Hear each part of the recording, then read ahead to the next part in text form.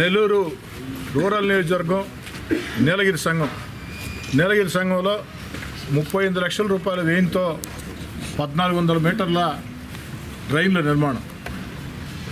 వాస్తవం చెప్పాలంటే ఓ నెల రోజుల ముందు నా తమ్ముడు కోటమిరెడ్డి గిరిధర్రెడ్డి గడప గడపకి ఈ ప్రాంతానికి ఇచ్చేసినప్పుడు ఈ ప్రాంతంలో ఉండే నాయకులు కావచ్చు, ఈ ప్రాంతంలో ఉండే ప్రజలు కావచ్చు, నీలగిరి సంఘంలో దీర్ఘకాలికంగా ఉన్నటువంటి ఈ యొక్క డ్రైన్ల నిర్మాణం. ఎందుకంటే ఇక్కడ డ్రైన్లు చేసేదానికి కాంట్రాక్టర్లు ఎవరు ముందుకు రాని పరిస్థితి. చిన్న చిన్న వీధులు కష్టసాధ్యమైనటువంటి పని.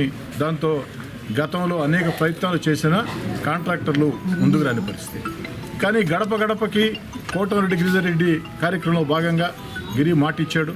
ఆ మాటని నెరవేర్చేదానికి అటు అధికారులతో కాంట్రాక్టర్లతో ప్రత్యేకంగా మాట్లాడి ఖచ్చితంగా నీలగిరి సంఘంలో డ్రైన్ నిర్మాణం అవసరం.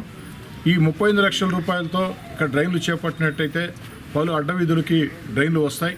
మరో 9 లక్షలు కేటాయించినట్లయితే నీలగిరి సంఘంలో పూర్తి స్థాయిలో డ్రైన్ నిర్మాణం సమస్య లేకుండా పోతుంది, నిర్మాణం జరిగిపోతుంది. ఈ 38 లక్షల రూపాయలతో ఈ యొక్క డ్రైన్ నిర్మాణం వేగవంతంగా ప్రారంభించి అతి త్వరలోనే ప్రారంభోత్సవం చేసుకుంటామని తెలియజేసుకుంటూ, నెల్లూరు రూరల్ నియోజకవర్గం అభివృద్ధి కార్యక్రమాల విషయంలో రాష్ట్రానికి ఒక ఆదర్శం కావాలా అన్నది నా ఉద్దేశం.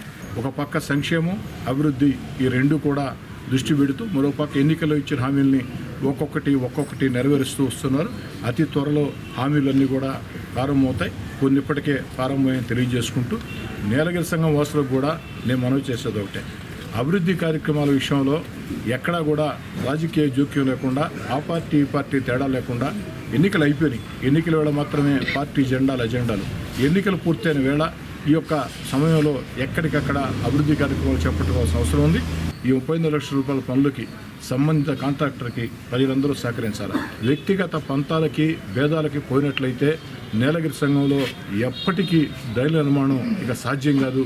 దాన్ని దృష్టిలో ఉంచుకొని నీలగిరి సంఘం వాసులందరూ మన భవిష్యత్తు కోసం, మన బిడ్డల భవిష్యత్తు కోసం ఈరోజు ఈ డ్రైన్ల నిర్మాణానికి పూర్తి స్థాయిలో అధికారులకి అటు కాంట్రాక్టర్కి సహకరించాలని చెప్పని కోరుతూ